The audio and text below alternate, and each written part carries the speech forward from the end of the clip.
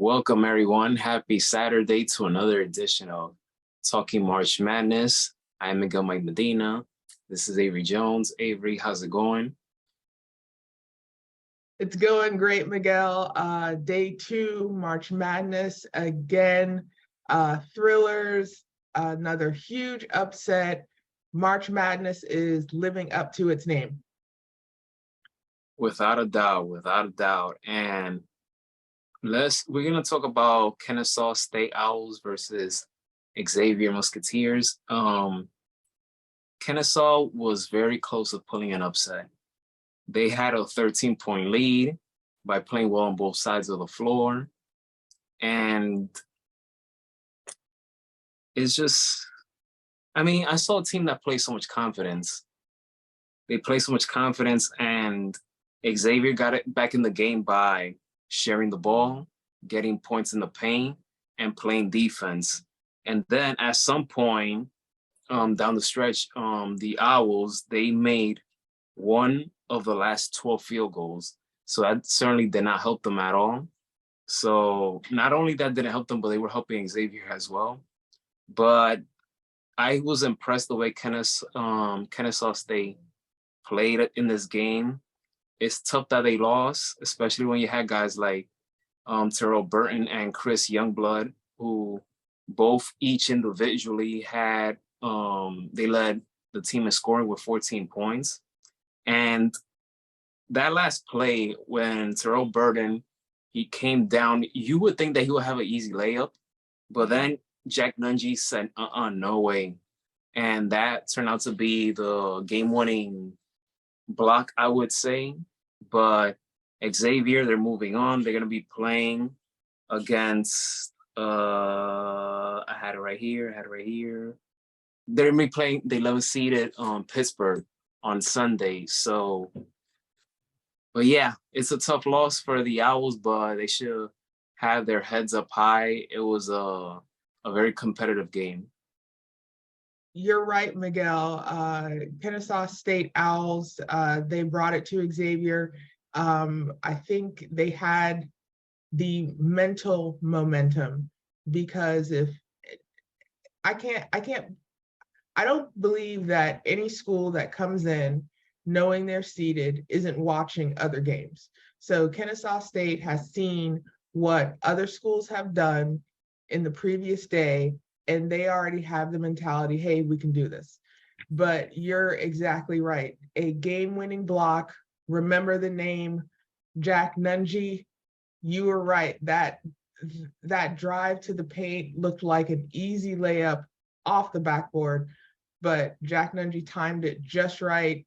A good win for defense. Usually in basketball, we're all about, that game-winning three-point shot, that game-winning layup, but sometimes defense, a game-winning steal, a game-winning block, it just works. And you're right. Xavier just kept staying in it, and Kennesaw State Owls were just giving Xavier too many opportunities to stay in the game.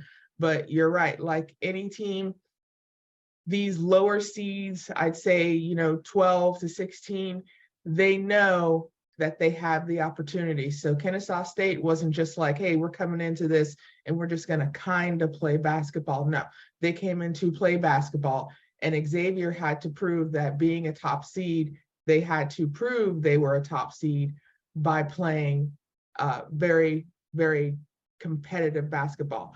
And that was a great game. So far, that's probably a top 5 game right now, but still a lot of basketball left. Without a doubt. Now let's go with the upset that did happen. FDU versus Purdue, the number 1 seeded Purdue. Right now, they're becoming a laughing stock, butt of the joke, because for the 3rd consecutive year, they lost to a team that is number 13 or higher. So first it was North Texas, last year was St. Peter's, and now is FDU. So Purdue, and there's a lot of jokes going on, like saying maybe if they're the number 8 seed next year, maybe they will have a chance because it's not working out for them. So the comments on social media, especially Twitter, has been insane. But in this game, Purdue, they had 16 turnovers. That's not going to get the job done. They shot 19% from downtown. That's not going to get the job done.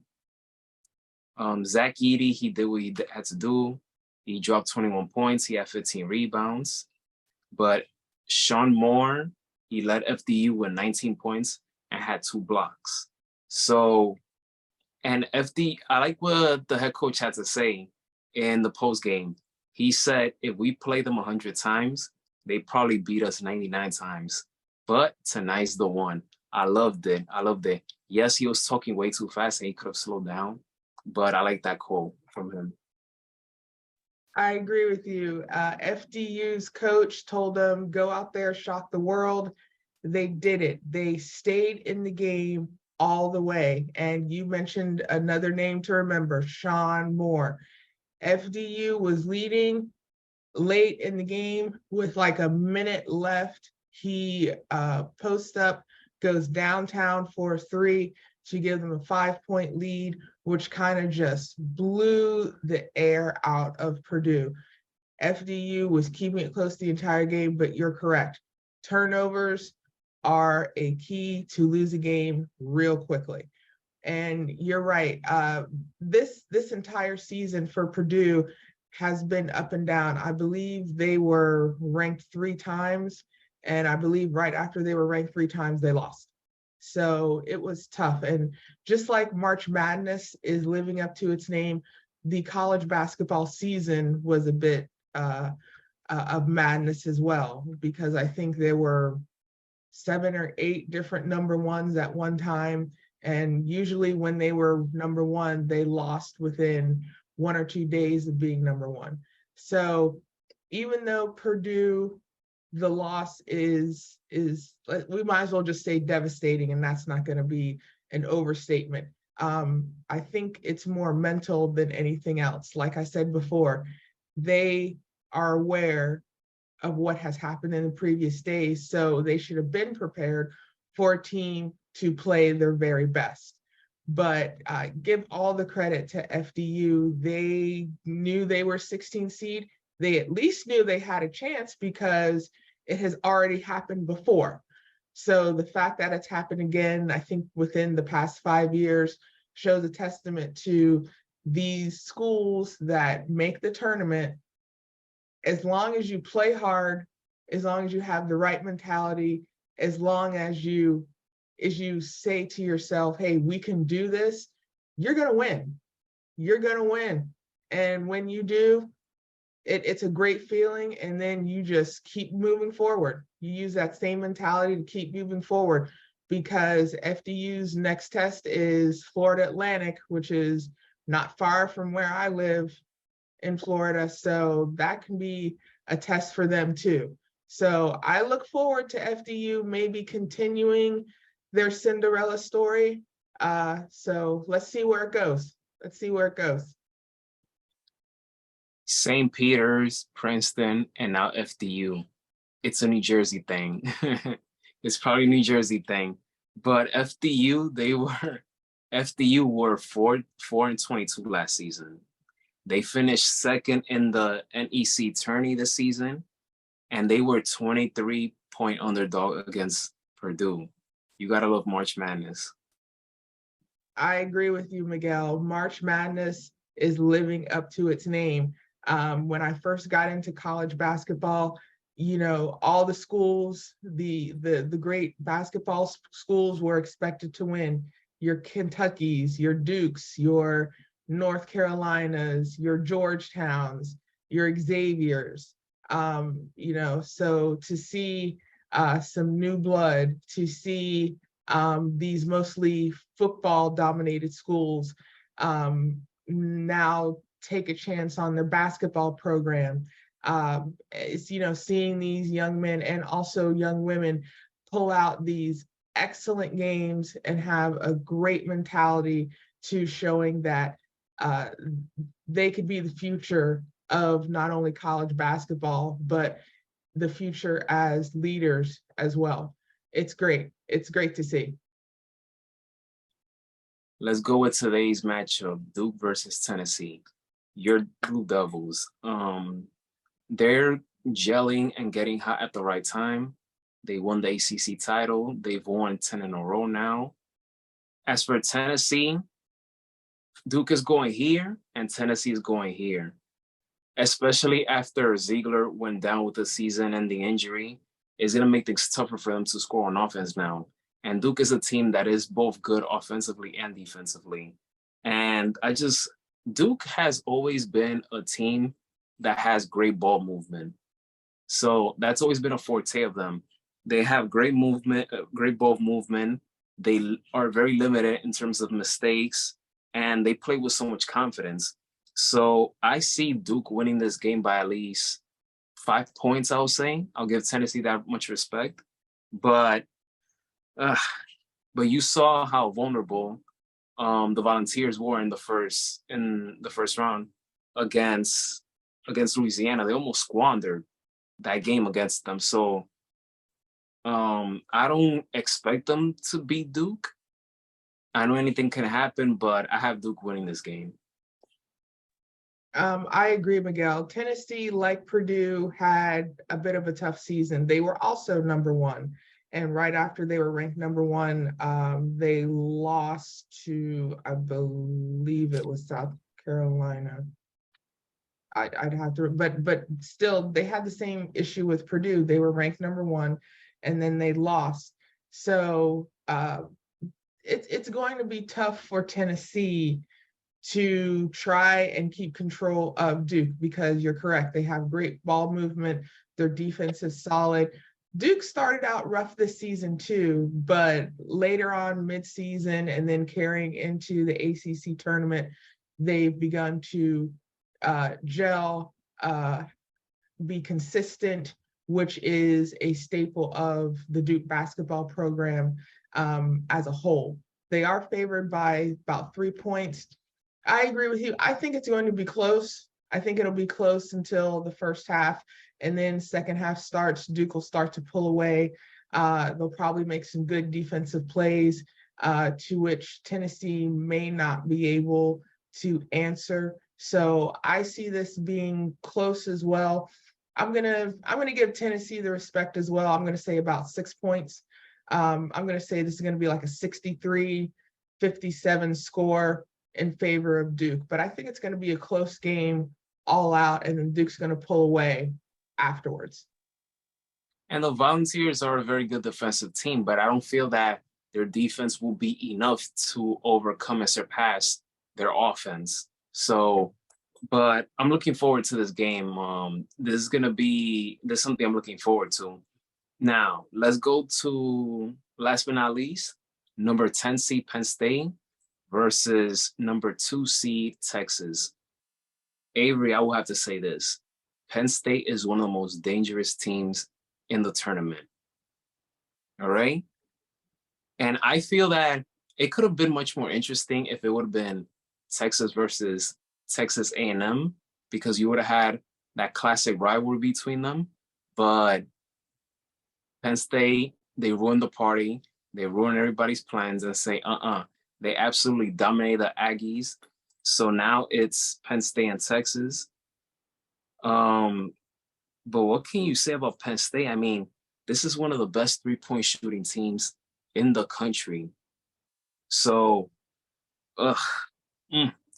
And Texas, they've won, 5 straight games now, but Penn State has won 9 of their last 11.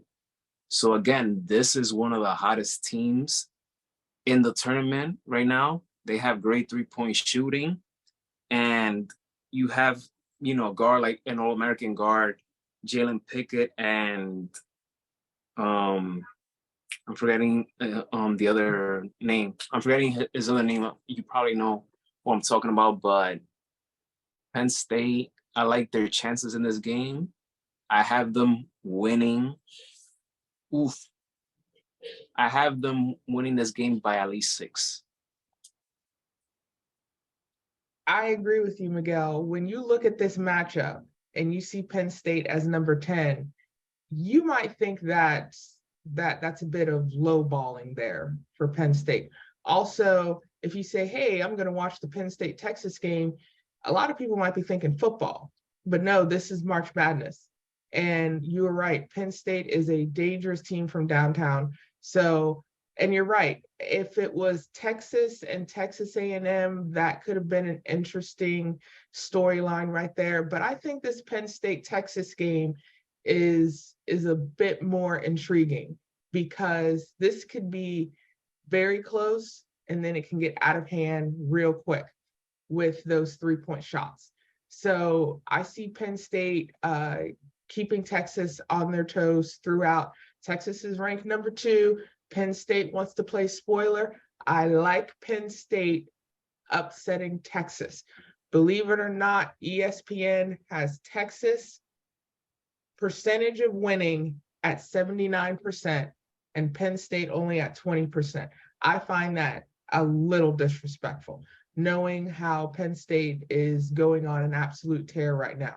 So I see Penn State taking this.